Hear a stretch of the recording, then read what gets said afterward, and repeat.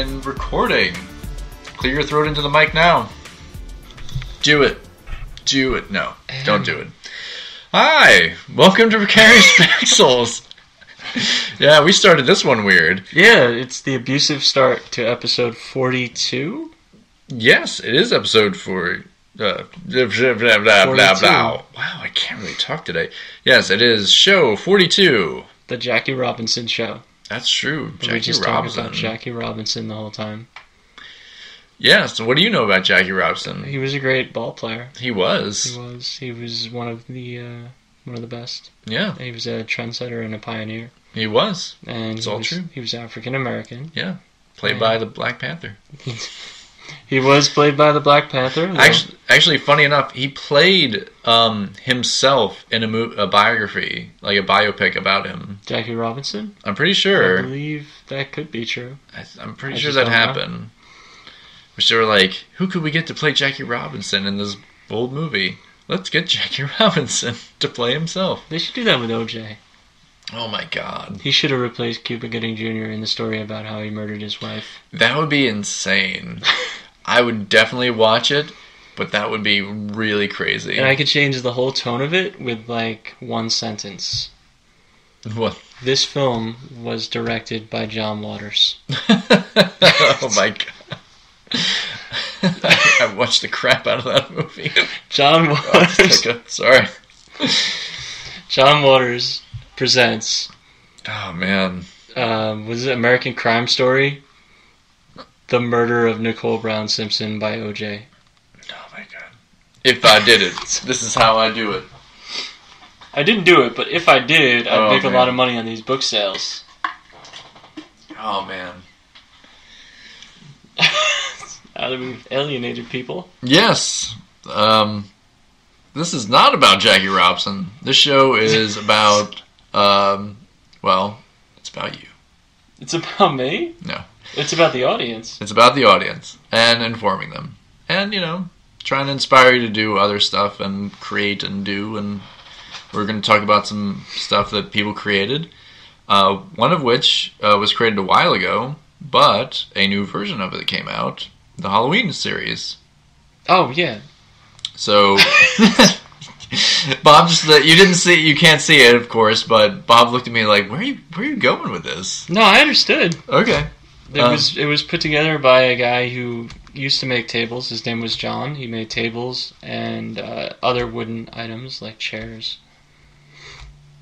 Because he was a carpenter. Yes. I was like... He was a John Carpenter. I was saying, John is his name, but I was like, John...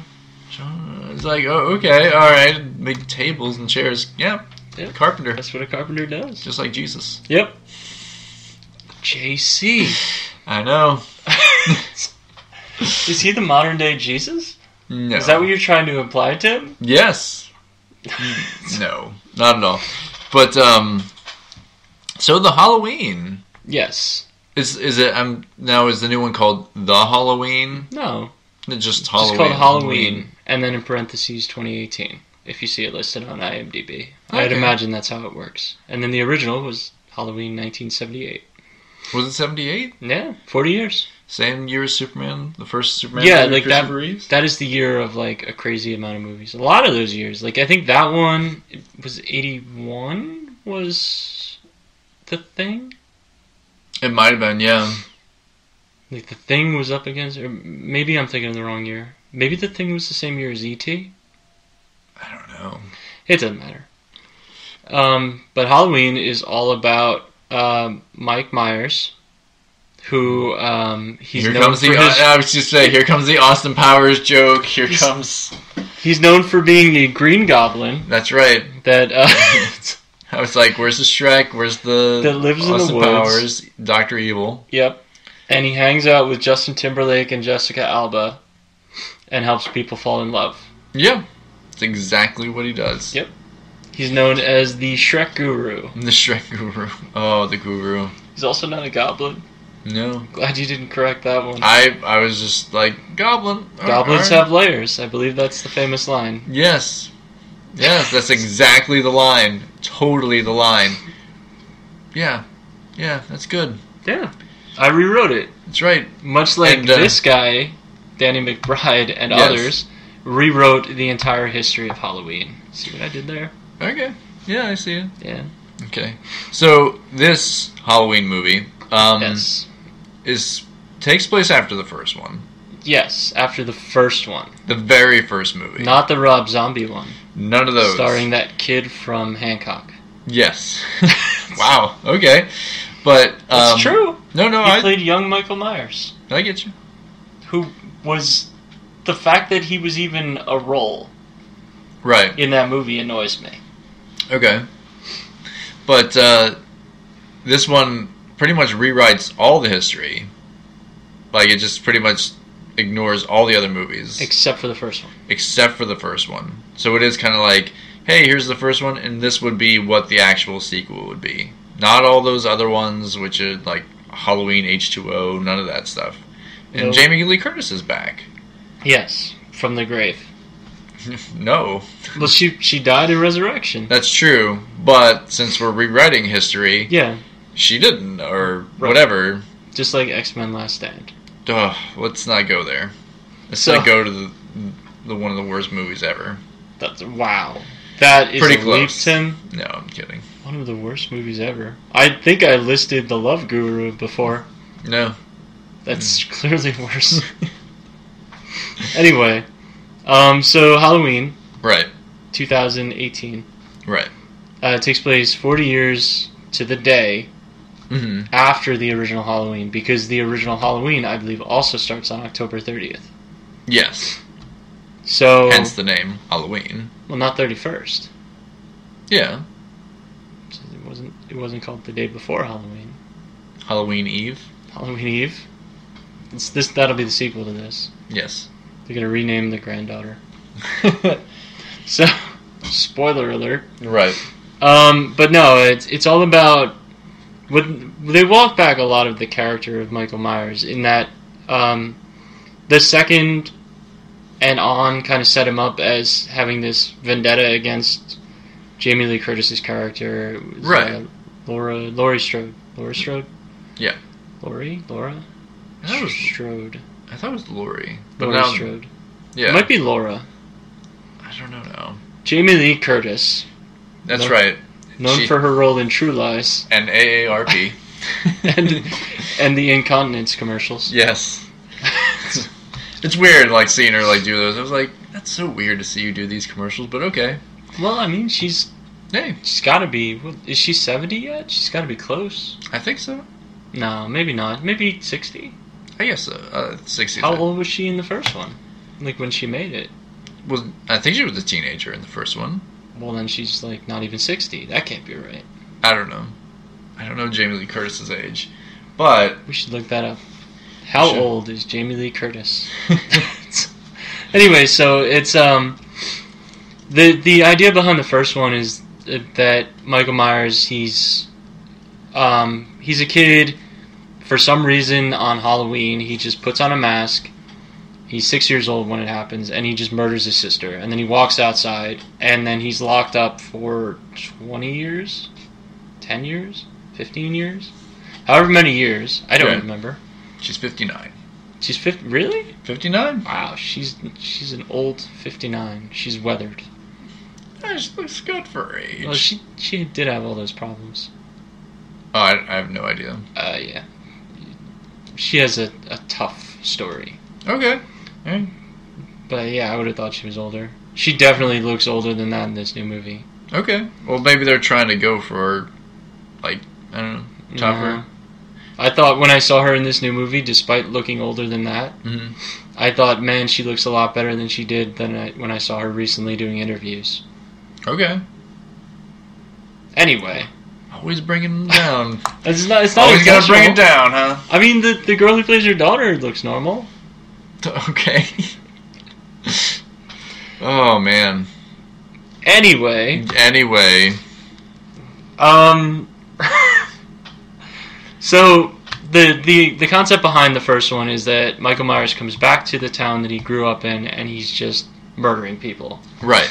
And she becomes the focal point for a bit, and he can't seem to kill her, and ends up not killing her. And for the next 40 years, according to this one, he's locked away. And his psychiatrist helps them transport him out from one detention center to another, and he escapes, and she believes that he's coming after her, and she spent 40 years preparing for him to come after her. And that's the setup for this new movie, which is Michael Myers killing people. Right. And I don't know, do you want to go into spoilers?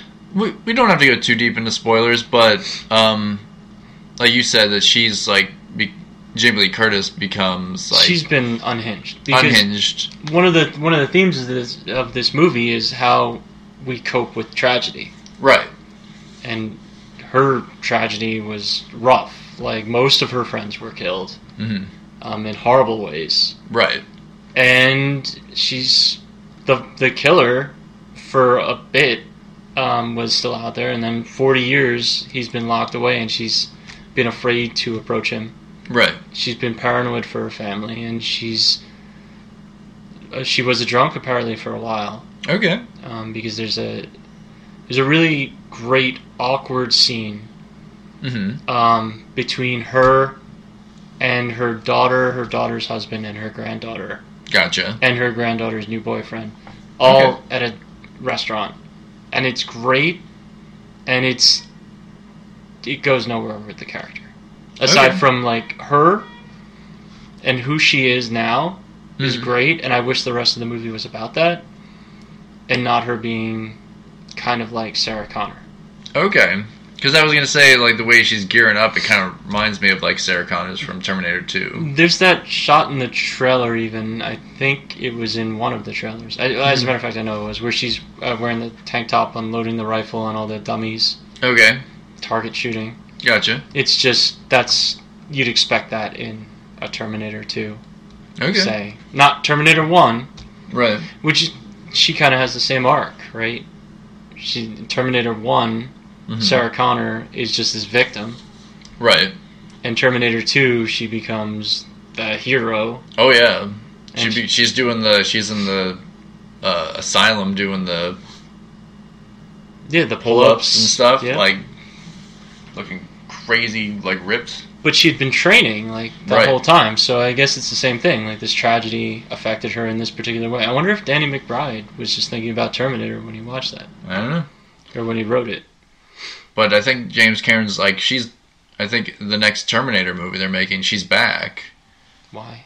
And she looks like she's like the same, like ready to, take some names. I don't know the whole thing behind it, but I think it's like she's back. I don't know if it's going to be like the actual war with the machines or something. I don't know. Because I don't know if they've shown that exactly. It always seems like the Terminators go Salvation, back. Right? The one that everybody wants to forget, that I seem to be the only person on the planet that enjoyed. Was that the last movie? No, that was Genesis. Salvation is the one with Christian Bale. Oh, yeah. The fact that you just forgot it again. Yeah. Proves my point. Yeah, I remember that was like the beginnings of the Terminators or whatever. Mm-hmm. Like the ones... But they had all the wars going and everything? They were fighting? They were fighting Skynet and stuff. Like, that was the future. Right, and he meets the guy who basically is going to be his father. Yeah. Right. Which has happened a few times now. Yeah. And I don't know. It's such a weird, like, continuity. None of it's really in continuity. I don't know. I'd actually be happy if the next Terminator was called Terminator 2019. Oh, really? Yeah, if it was just like this, where it's almost a reboot within the same franchise, but with a continuation directly from one jumping off point. Okay. That would make me happy. But it should be Terminator 2 2019, actually, now that I think about it. It should be a sequel to Terminator 2. Okay. And then get rid of 3 and everything that happened after it. Right.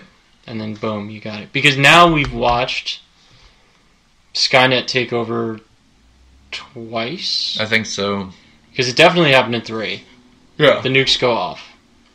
And it happens in Genesis with, like, the tablets taking over or whatever. That stupid movie. I don't even remember it. Oh, it happens. Is that the one with Khaleesi? That's the newest one, yeah, with Khaleesi. With Game of Thrones. Like, you call her Khaleesi still? That's who she is. I do, too. Khaleesi Flockhart, that's her name. Yes, Khaleesi Flockhart. But yeah, so for the most part, you like this movie? Yeah, I liked it a lot. There's some great creepy moments. It's not just about jump scares, which is good. That is good.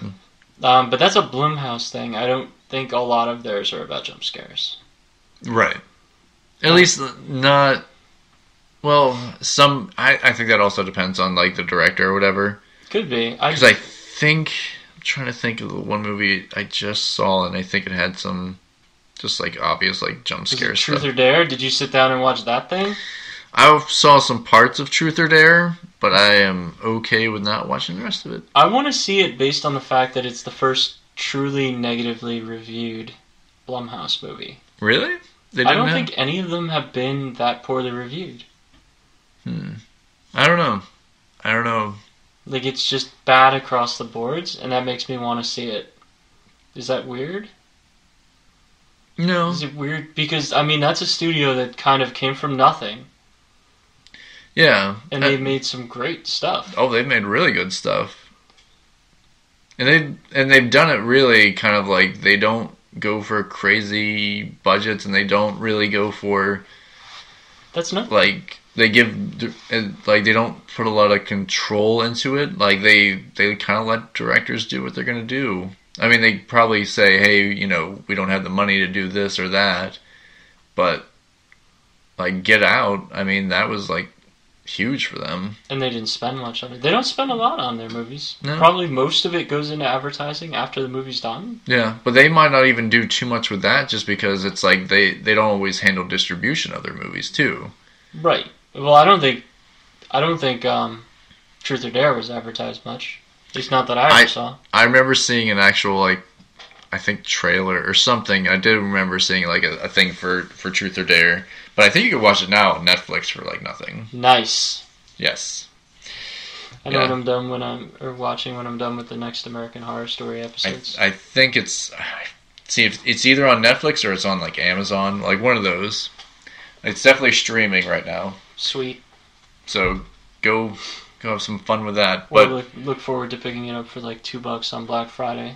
They'll probably just give it to you for $1. They might. Walmart's crazy. They are. They might just say, hey, take this movie. Nobody wants it.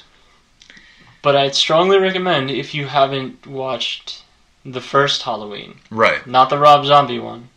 No. The original. Before you watch the new one, watch that one. Rewatch the original John Carpenter. Right. Okay. The original first John Carpenter one. Yes. Because he was involved in a lot of them. He was. In some ways. I don't think he did the third one. No. I don't think so. I think that was... Maybe? He could have produced it, though. Don't watch the third one expecting anything other than just a horror movie. Because it's not a bad 80s horror movie. Right. But it is not a Halloween movie. Yes. They definitely kind of like lost their way, and they definitely were just kind of cashing in on the name for a little while. I don't know. I believe I remember seeing in that one of the kids is watching Halloween on TV. Oh, really? Yes. That's weird. Because it's almost like maybe they were thinking of doing the Cloverfield thing when they made the third one. Oh, like it's like a different... It takes place within the Halloween story anthology, whatever, Twilight Zone. Okay. Halloween's. Where it didn't need to be the same thing. Okay. And that's Season of the Witch, I think it was called. Yeah. Probably should have called it Halloween 3. I don't think they... I actually don't know if it was called Halloween 3 Season of the Witch. I don't know. It might have been. But it's definitely a series that it needed a good, kind of kick in the right direction. Well, yeah. I mean, it had gone so far that it was just off the rails completely. They tried to bring it back, and they reined it in twice. In my opinion, they reined it in twice. Right. Halloween H2O worked. Yeah. For what it was, and Resurrection was a really decent version of a soft reboot. Okay. But it had nowhere else to go. Gotcha. Because with Halloween Resurrection, Mm-hmm. in case nobody saw it, was Jamie Lee Curtis is in that one, and she dies at the beginning of the film. Right. And it leads into him going after all these other people for, like, no reason. He's just murdering. Right. So it's just a reestablishment of him, and he no longer has any sort of directed rage. Okay. So it could have worked. They could have done more after Resurrection if it had made money. But instead they did the Rob Zombie thing, and that shows way too much of him. Yeah. And I think that's also kind of... I mean, Rob Zombie has his own following, and he does do, I mean, House of a Thousand Corpses. Well, that's why they gave him Halloween. Yeah, they were like, oh, he'll do something with it that's, like new or different, or like he'll bring this back for us or something like that, basically. I don't think it really did that. No. Halloween 1 might have. Mm-hmm. The Rob Zombie Halloween one, but Halloween 2 did not. It alienated so many people. I remember people telling me how weird it was before I saw it. Okay. And then when I saw it, I was like, you didn't tell me it was weird enough. Okay. It's strange. Dude, Rob Zombie's a wacky guy. Because House of a Thousand Corpses is really good. Right. Devil's Rejects is really terrible. And weird. It has an Allman Brothers song in it. Yeah. Really, just a strange movie. And I'm not a super huge horror guy, but Michael Myers was always my second favorite now. But coming up when I was a kid, he was probably my favorite horror movie guy. Yeah. Because I don't think I had watched Nightmare on Elm Street or any of the Friday the 13th. And those are always kind of a little bit out there. Like with him, like even though he almost seems like he's like an invincible killer, he was like I think you had said like he's scarier because he doesn't have a motivation. He just wants to kill things. Yeah. Like he's just gonna kill things. Whatever's in his way, he's gonna kill it. Right. To get to the next thing, he's gonna kill. Yeah. They call him the boogeyman in the first one, and then there's an audio recording in this new one that must have been from the second movie that didn't exist in this canon. Okay. Where the psychiatrist from the first one, he's saying that he's pure evil, and then he must be destroyed. Right. That he wants to see him killed. Right. And he said it a few times, and I don't remember that in the first one, but maybe it was there. I don't really remember. It's been a while for me since I've seen that one. But I feel like that was the thing in the second. Mm-hmm. Yeah. And I don't want to go into any more of it because it'll spoil the heck out of this new one. But just know that all you need to see is the first one and then this one. Watch Halloween and then watch Halloween. And then ignore the one that says Rob Zombie's Halloween. Yeah. But, so, definitely recommend this movie. Yes. Seems like they're going a good place with it if they keep going. Or maybe it's just like they just want to do like one last like good Halloween movie. John Carpenter did the score for this one with his daughter. That's interesting. And he did that's a staple of his films for the most part. He almost always does the score. Yeah. But he came back. He produced it. Danny McBride, Jamie Lee Curtis, like they all came back and produced it. I don't think they spent a fortune on this movie. No, probably not. But I hope it seems to have been successful. I mean, it's still around. I had just seen it, and it's been like a month it's been out. Yeah, I think, it's been out that long. And this season, with all the other movies out there, the fact that it's there, that's a good sign. Yeah, that is. Because there's been, a lot of releases. One of which we both have seen. Yep. We both went and saw the Bohemian Rhapsody movie. Yep.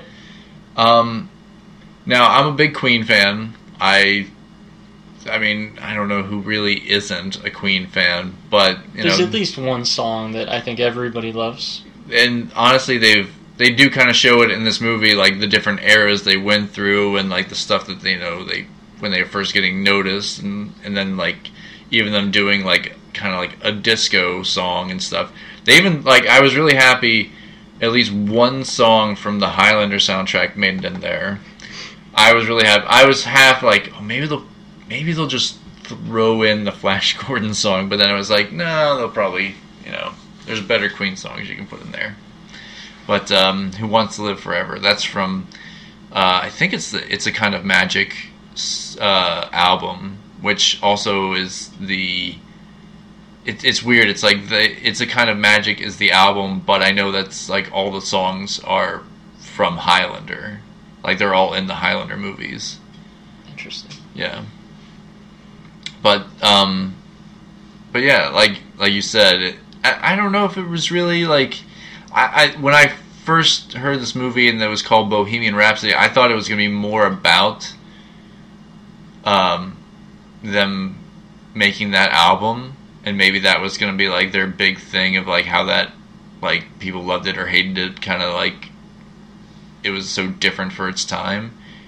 And they did show that like really briefly when they released the song, and they like showed like reviews, like, you know, Rolling Stone said this, and you know New York Times said that, or blah blah blah. You know, this is crazy, this is a brilliant song, like that kind of stuff. But it seems like that was just like a small part of it, and then goes into more kind of Freddie Mercury's story. Yeah, it should have just been called Freddie Mercury. It really should have, like, or I don't know. Because you barely learn anything about the other Yeah. members of the band. And maybe they just didn't have. I mean, there's so much controversy around him, of course, but yeah. It's also super Inaccurate? glamorized. Yes. I guess would be the way I'd put it. Super Hollywoodified. Yeah.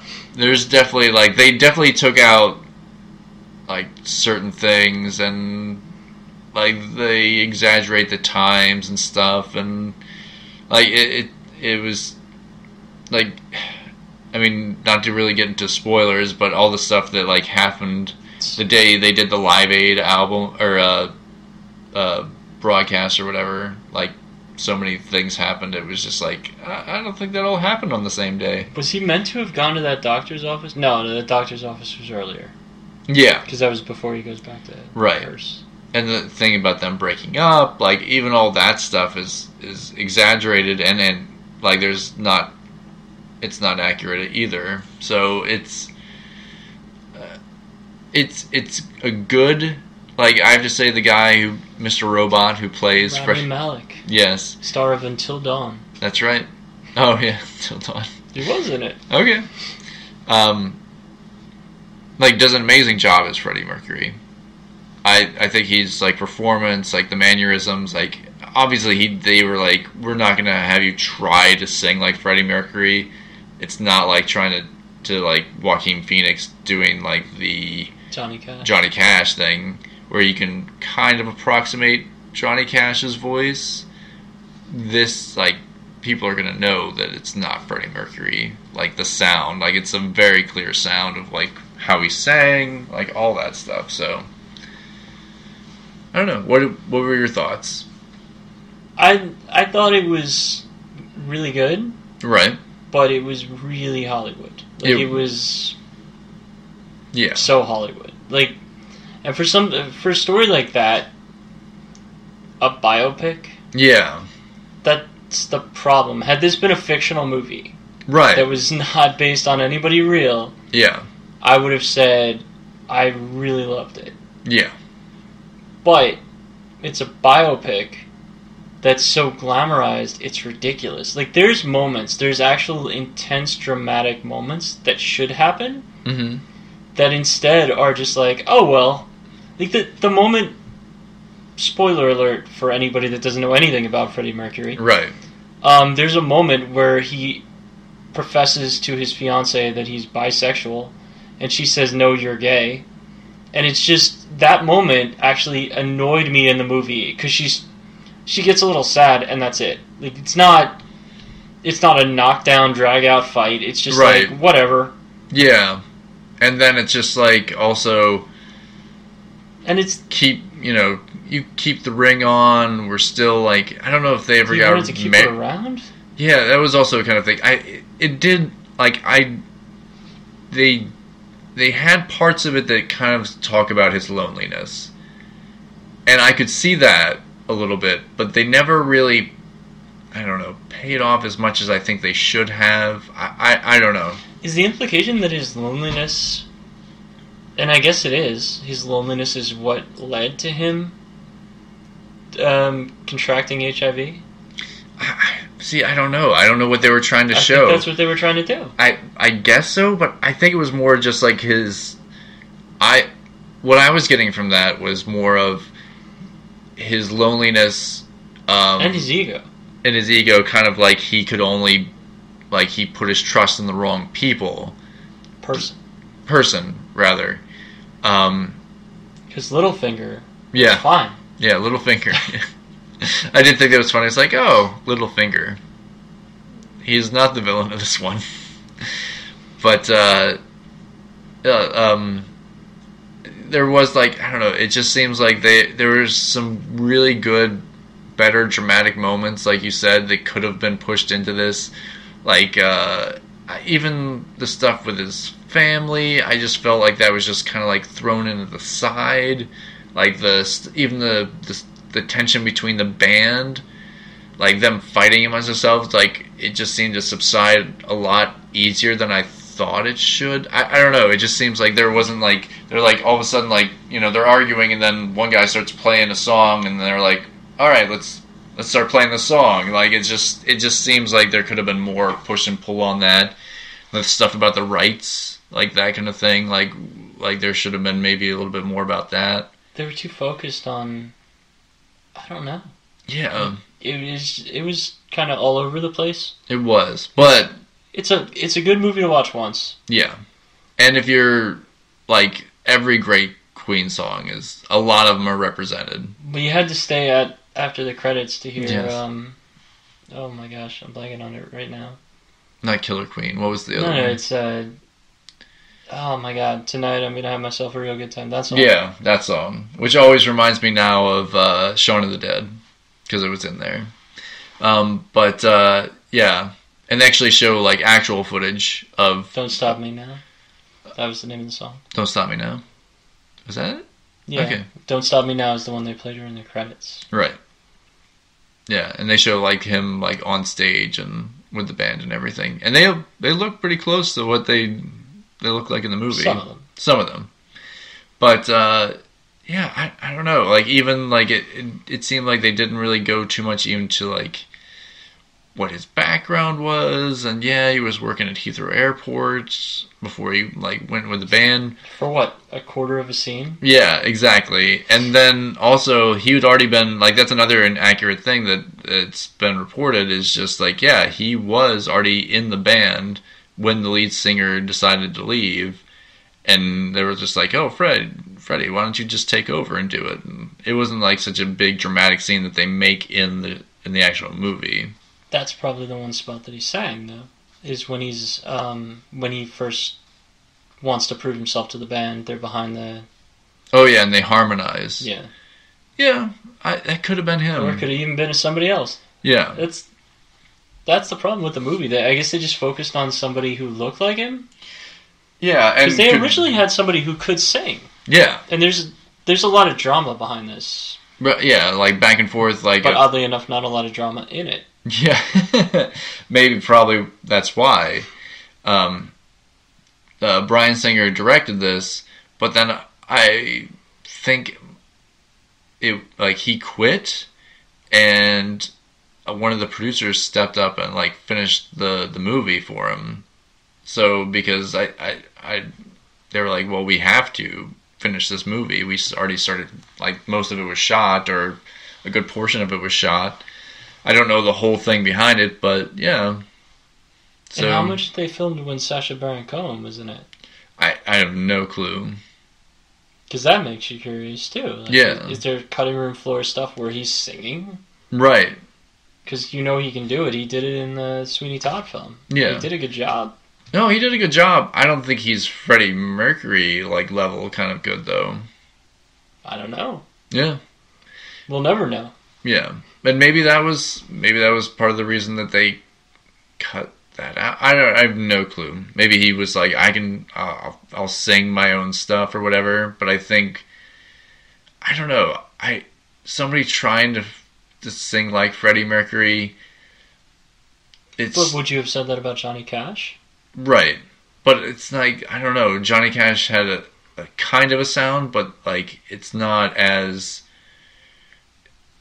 I don't know, you can match Johnny Cash in a lot of things and like the sound is similar, but like Freddie Mercury had such a huge range and a certain sound when they sang, it was just like, it's unrecognizable. I mean, it's instantly recognizable that it's him. Like he's got that pitch, it's perfect, it's like dead on, like live, didn't matter that like they played, and I was curious. I was like, did they actually use the vocals from the Live Aid concert in the one they played in the movie? And it was, because there's stuff that he says and everything and it's similar. So yeah, I don't know. It's great. It has, of course, Bohemian Rhapsody. It has, We Will Rock You.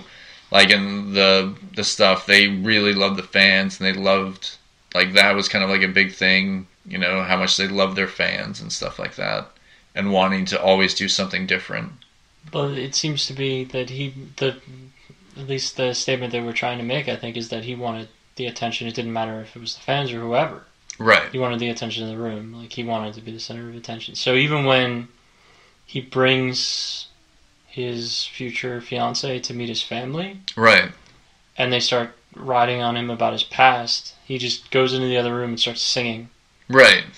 And playing a piano, I think, right? Yeah, he starts playing the piano, and I think that's also when they find out that they got signed or something too. Like, there's like I forget, like he gets a phone call. Right.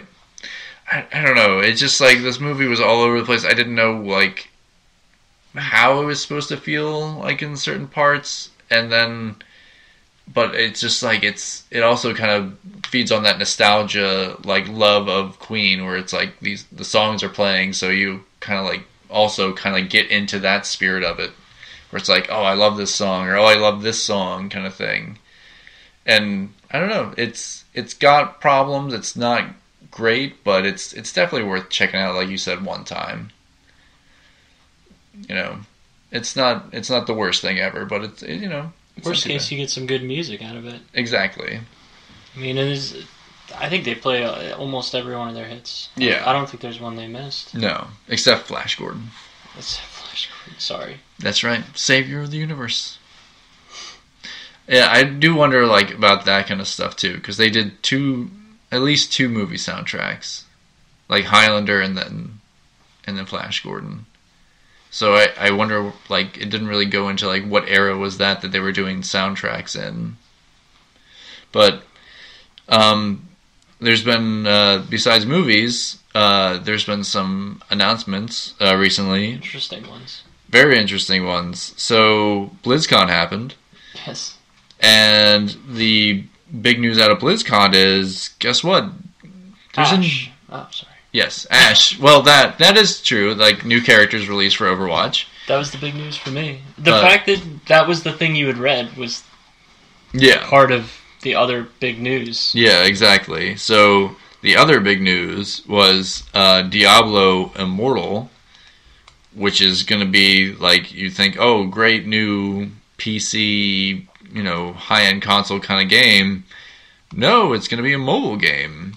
And that kind of has sparked like a big backlash, being like, the hardcore Diablo fans are like, hey, I played this on my PC, or they just remastered the third one for the Nintendo Switch, and people are like, well, that's a great version of that game, and it's, the Diablo that I love, but this mobile one doesn't seem to be kind of like up to the snuff. It's not like, what they were expecting. Well, we are entitled. There's some weird stuff. Like, Bob was just saying, like, I didn't find out about this till, like, he brought it to my attention, because I believe they're trying to sweep it under the rug. Because Activision has a lot of money. They do. They don't want to lose any money. They really don't. So when you make an announcement, mm-hmm. and you have a Q&A right after, right, and your fan asks you if it's a out-of-season April Fool's Day joke, right, That's probably not a good sign. That's not a good sign. They should have followed it with, "Hey guys, okay, we'll take your criticism, or we'll take this critique, and we'll work on it." Right. Instead of, I assume, helping to put out an article. Right. Which I could be totally wrong. Maybe they're not involved in that. An article saying that, what was it? What was the title of the article? Entitled Gamers make Diablo announcement hindered by entitled gamers? Yeah, something along like that. Something along those lines, and it seems very strange to me. Like, there's a lot of fan blaming on this, and I'm just like, no, you don't fight that way. Like, if it's something good, people will come out and be like, oh, this might not be like Diablo, but, the mobile version's a good game, which I haven't heard really that yet. It just seems like people are like, well, this is Diablo-esque, but it's not quite the same. It doesn't have quite the same feel to it. The controls aren't, because it's a mobile game, they're not like precise, and I think that's something that like gamers, especially of this franchise, are like used to. Or how about it's been 6 years? Yeah. And at least announce you're working on 4 and lead out with that. Maybe say, and we're working on 4. And we're working on a 4th game, yeah. Instead of insulting the fans. Oh, what's the matter? You don't have cell phones? Yeah. You probably shouldn't put that guy in charge of talking to the fans. Yeah, that does seem strange that they would do that. And I'm sure he was not cleared to say we're working on 4. Yeah. Because you don't get out on that stage unless you know what you're allowed to say. Exactly. But don't insult the people that pay your salaries. I mean, it's ridiculous. Like, they don't stay in business unless people buy their stuff. Exactly. It's like Battlefield. Actually, Battlefield experienced this 2 months ago, before our friend Mr. Soderlund was forced out. Which right. Apparently he got a new studio he's working at. I do have to read the article on that. But you don't say to your fans things like, if you don't want to play it, don't buy it. Yeah. Instead say, okay, well, we'll work on this for next time, or whatever. Or this is the beginning of like we're bringing back Diablo. We have this great mobile game to start it off with, but we are also working on Diablo 4. Like, it just seems like a lot of people are, and I have to say, like, playing it on a phone is not the same experience as playing it on a PC or whatever you're using, Mac PC. They have on Switch, of course, but like, I'm thinking probably PlayStation. Diablo's on everything. It's all Switch, PS4, Xbox One. Which seems like that's another thing that seems, why do it on all these other systems, but then why not put Diablo Immortal on the Switch at least? Yeah. And the guy comes out there and said, well, actually, no. Did he say there's no plans for PC? I think he said there wasn't really. Oh, you know what? I don't think it matters, because I think I read that it needs to be consistently online. Yeah. Which would make perfect sense, because consistently online means you can change background stuff, you can update things on the fly, add in transactions. And that's things the thing, like that. Like the microtransactions. And also, it's not all the classes. You don't get all the classes, so it's already limiting in that way. So it just seems so strange to do this way. But definitely, like, people were very underwhelmed by it. Yeah. They were whelmed. They were not overwhelmed. They were ticked. They were whelmed. They were like, what is this? I mean, it could work out. It could end up being the best thing ever. It could be Pokemon Go. Because I'm sure had Nintendo come out on stage and announced Pokemon Go in such a way, right, people would be upset. Yeah. Especially because I think that, I think they've finally fixed their stuff with Pokemon Go. At least that's what I've heard from a lot of people. It functions. Yeah.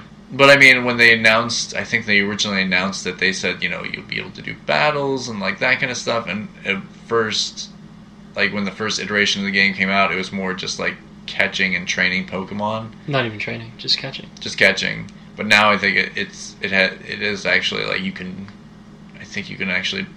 battle on it. I'm not entirely sure how like the new Pokemon Go stuff. I know there's raids. There's raids. Yeah. But I know people loved it from day one. It didn't matter. Right. Because the draw of it was that it was something different. Right. I think their biggest problem is that they're trying to insist that this isn't different at all. Exactly. Had they said it's a mobile experience and it's going to play like no Diablo game you've ever played before, right? It's going to be interconnected. The fact that it's an MMO, I think they should have highlighted that a bit more. Yeah. And talked up what that means for the game, good or bad. If it's bad, then maybe don't. But who do we know that can make a successful MMO? Exactly. Blizzard. Yeah, the guys that make World of Warcraft, which has got to be one of the longest running. It's with that and EverQuest. Is that still alive? I think they're still running EverQuest. But you see what I mean? Like, they know how to do it right. Right. Just say what it is and make it that. Don't try and make it seem like it's not what it is. Exactly. Or make it seem like something different. Yeah, so we'll see in the next month or so how this goes forward. Obviously, they're not, it wasn't received well, and the fans are not happy. Nope. But there were some other announcements from Nintendo. Yes. They have added even more fighters to the Ultimate Edition of Smash Brothers. Technically two. Do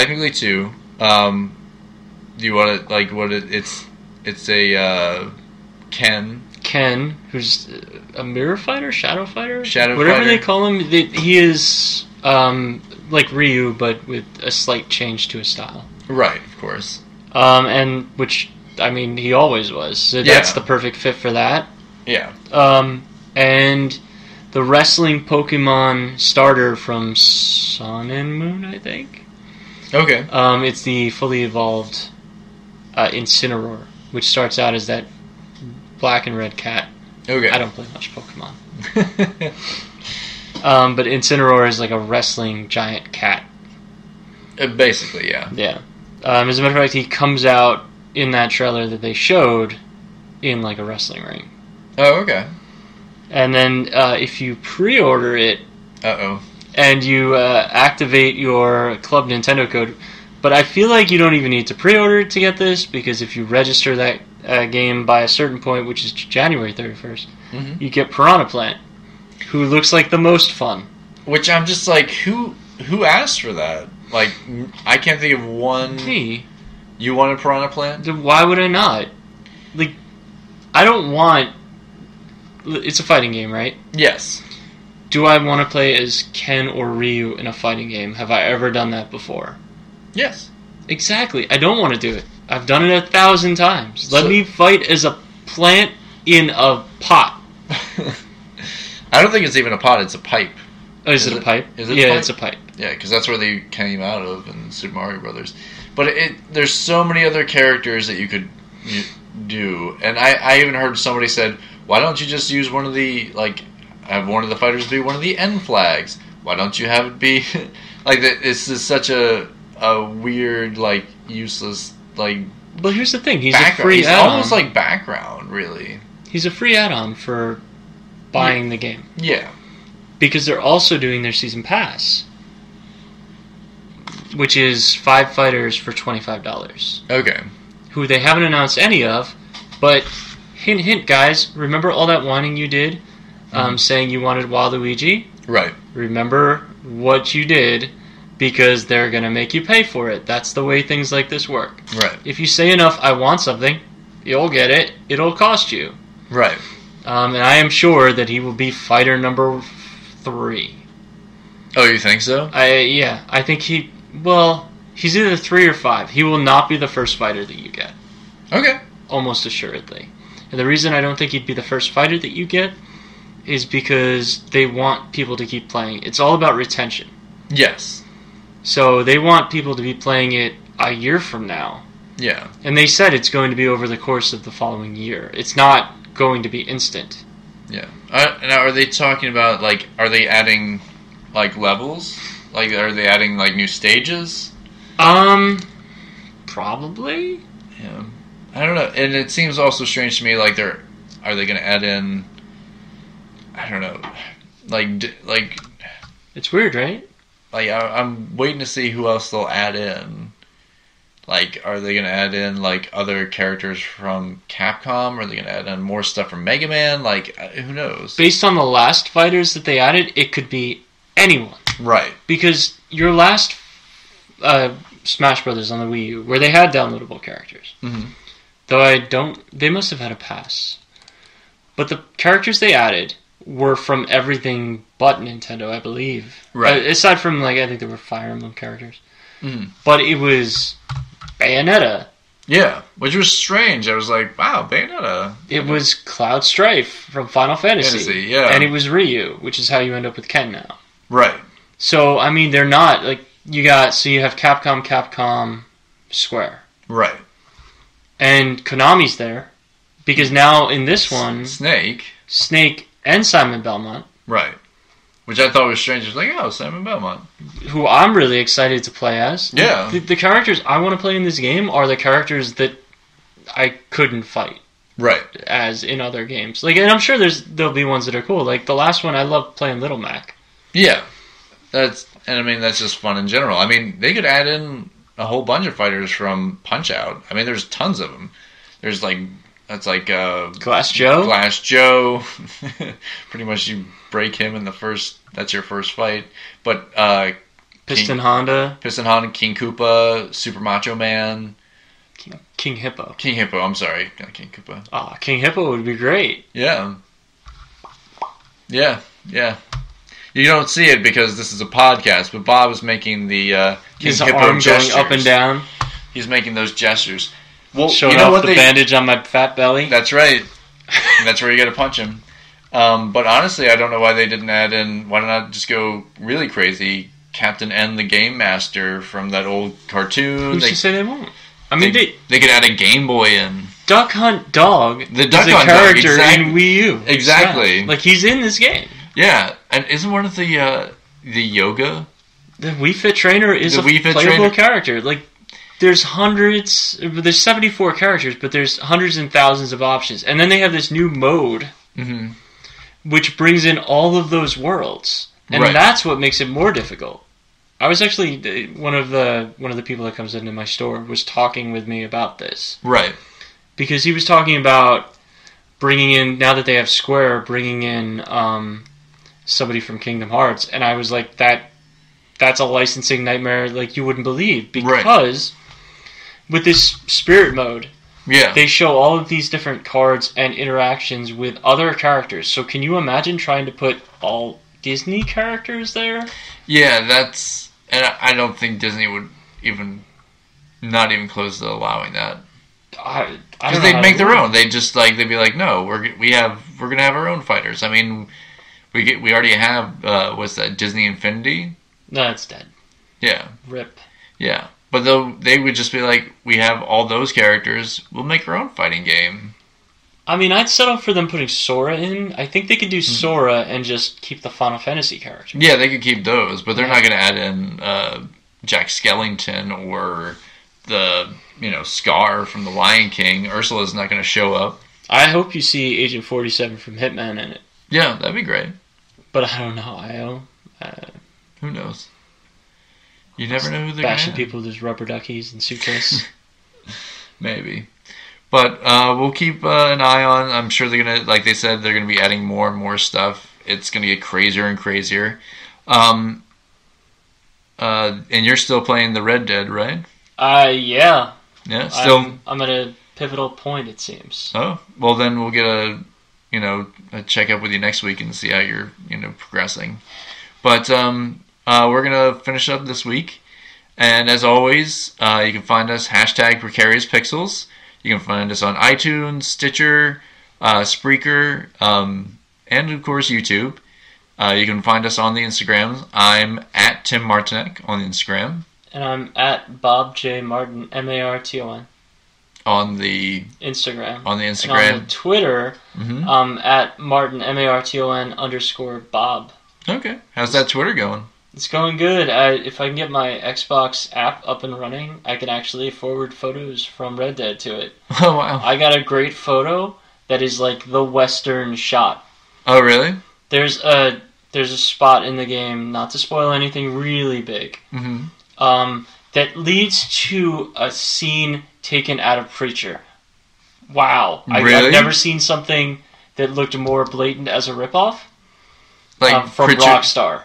Preacher the comic or Preacher the show? Preacher the comic. Okay. We'll come back to that because I don't want to spoil anything for these people. Okay, but maybe we'll discuss that soon. But there's a scene where the entire gang, well, the main guys from the gang, I think there's like 7 people in a line. Okay. And they're all going, guns drawn, ready to take down this other gang. And it's just straight Western. And before that, like the last mission I did before that was the one, and that one they're walking towards a house that they've sort of turned into a fort. The level before that, or the mission, is them all walking through town, and everybody's off of the streets. Oh, okay. And stuff's about to go down. Like high noon, like kinda. You can tell right away that, well, it's not even high noon. Okay. It's an assault. Like somebody takes a shot at them that leads into stuff. Oh, okay. And that first shot is critical. Okay. Sounds good. I can't wait to hear about it. So, yeah. Let us know if you're out there playing this game or any other games and you got some reviews or stuff. Just send it our way. And, of course, as always, I'm Tim with... I'm Mike Myers, star of Shrek. Maybe not anymore. We'll get into that maybe next week. I'm Bob. Bye. Bye, guys. Bye. Bye.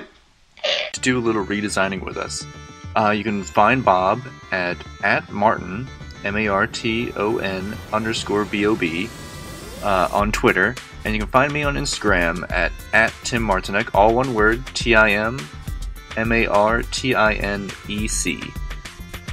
And you can join in us, have some fun, do your redesigns for this week's redesign. It's a lot of fun for us to do this, but we like to see fresh ideas and fresh artists like doing what they do as well. You can also hashtag it Precarious Pixels and we'll find it as well.